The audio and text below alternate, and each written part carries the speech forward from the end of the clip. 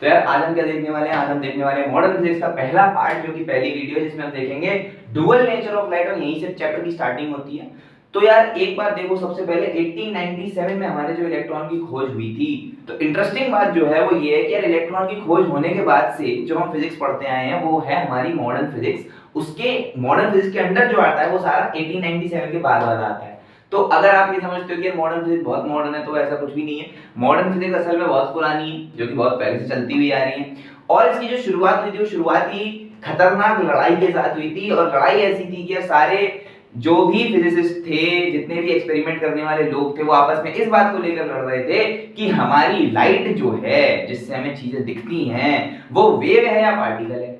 तो हुआ क्या था, हुआ ये था कि सर इसैक न्यूटन ने अपनी एक बुक लिखी थी जिसका नाम था ऑप्टिका, और उसमें ये लिख दिया था कि यार हमारी जो लाइट है वो पार्टिकल नेचर बनाती है। और उन्होंने एक्सपेरिमेंट्स को प्रूव भी किया था, रिफ्लेक्शन और रिफ्रैक्शन को, जिसको बताया था कि यार ये देखो हमारे एक्सपेरिमेंट्स रिफ्लेक्शन और रिफ्रैक्शन पार्टिकल से अगर हम सोच करके करें तो वो प्रूव हो सकते हैं।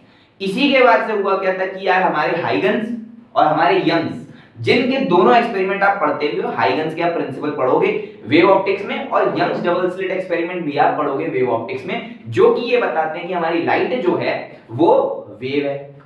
अब क्योंकि न्यूटन का नाम बहुत ज्यादा था, न्यूटन काफी बड़े फिजिसिस्ट थे और बहुत ज्यादा उन्होंने एक्सपेरिमेंट कर रखे थे, बहुत सारी थीसिस लिख रखी थी, तो दुनिया ने उनकी थ्योरी को एक्सेप्ट किया और हाइगन्स और यंग्स को बाईपास कर दिया, उनको साइड हटा दिया। लेकिन फिर मैक्सवेल आए, मैक्सवेल ने अपनी थ्योरी बताई।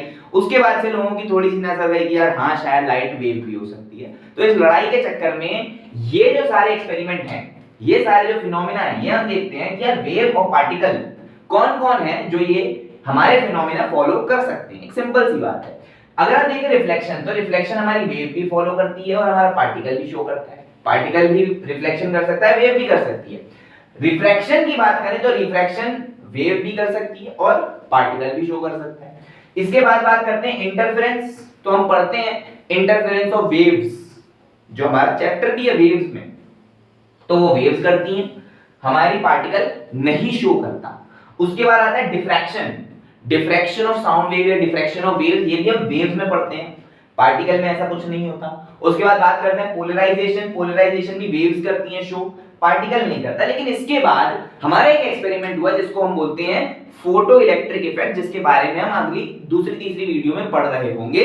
तो वो अगर हम देखें कि यार फोटो इलेक्ट्रिक इफेक्ट वो वेव्स नहीं कर सकती, लेकिन वो पार्टिकल करते हैं, वो पार्टिकल शो करते हैं। तो इसी का कंक्लूजन 1905 में आइंस्टीन ने दिया था कि भाई साहब आपकी जो लाइट है, आपकी जो लाइट है वो लाइट ना तो वेव है ना तो पार्टिकल है, वो दोनों ही।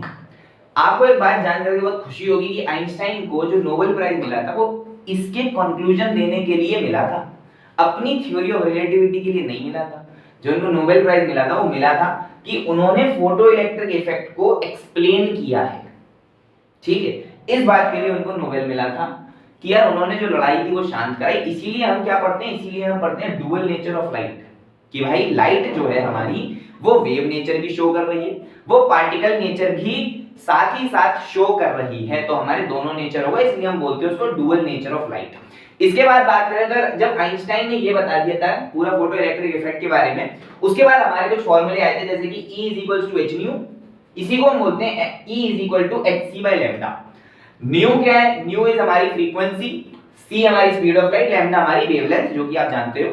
गौर करने वाली बात ये है कि ये जो फॉर्मूला है जिसमें E हमको दिख रहा है, ये E हमारी एनर्जी है।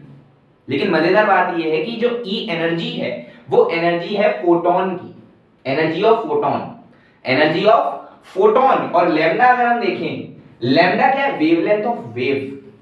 तो इस फॉर्मूले में भी फोटोन और वेव को, फोटोन को वेवलेंथ को, मतलब पार्टिकल को और वेव को कनेक्ट किया जा रहा है, उसको रिलेट किया जा रहा है। ठीक है, ये चीज भी हम देख सकते हैं, E = h न्यू और E = hc/λ से। h क्या है जनाब, h है हमारा प्लैंक्स कांस्टेंट। प्लैंक्स कांस्टेंट की वैल्यू आप सबको पता होती है 6.626 × 10⁻³ जूल सेकंड। यूनिट समेत आपको याद होना चाहिए।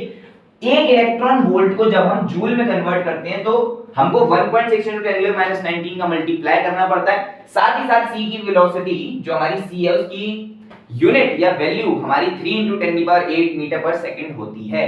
जब हम इस फॉर्मूले में इस वैल्यू को डालें, मैं क्यों डलवा रहा हूं ये वैल्यूज, जब आप ये वैल्यूज डालोगे और कैलकुलेटर पे सॉल्व करोगे, मेरे को शायद अभी कैलकुलेटर मेरा दिख नहीं रहा, वरना मैं आपको सॉल्व करके दिखाता कि जब आप इस चीज को देखोगे तो आपको दिखेंगी कि यार ये वैल्यू एग्जैक्ट ऐसा कुछ आ रहा है। जब आप खुद से सॉल्व करोगे तो आपको कॉन्फिडेंस आएगा कि यार ये जो हम याद कर रहे हैं ना, ये याद करने वाली एक्चुअल में चीज है नहीं, असल में सॉल्व करके हमने अपने हाथों से निकाला है।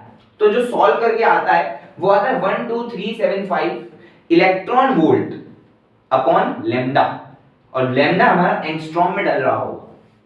समझ में आई ये बात?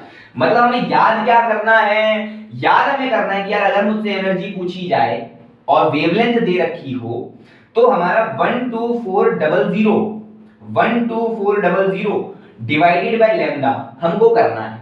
शर्त क्या है? शर्त ये है कि हमारी लैम्डा जो है वो हमारा एंगस्ट्रॉम में होना चाहिए। इसी से हमारी जो यूनिट आएगी एनर्जी की वो आएगी इलेक्ट्रॉन वोल्ट। अरे हाँ या ना बोलो यार, ठीक है। लेकिन जनाब अगर हमें वेवलेंथ को न्यूटन नैनोमीटर में भी बोल रखा है, नैनोमीटर में भी बोल रखा है, तो कुछ नहीं करना है, एक जीरो को कम कर देना है, एक जीरो को कम कर देना है, 1240 अपॉन लैम्डा कर देंगे, आपका आंसर आपको दिख जाएगा। तो यार इतना था। एक चीज और याद रखना कि energy is inversely proportional to wavelength of light.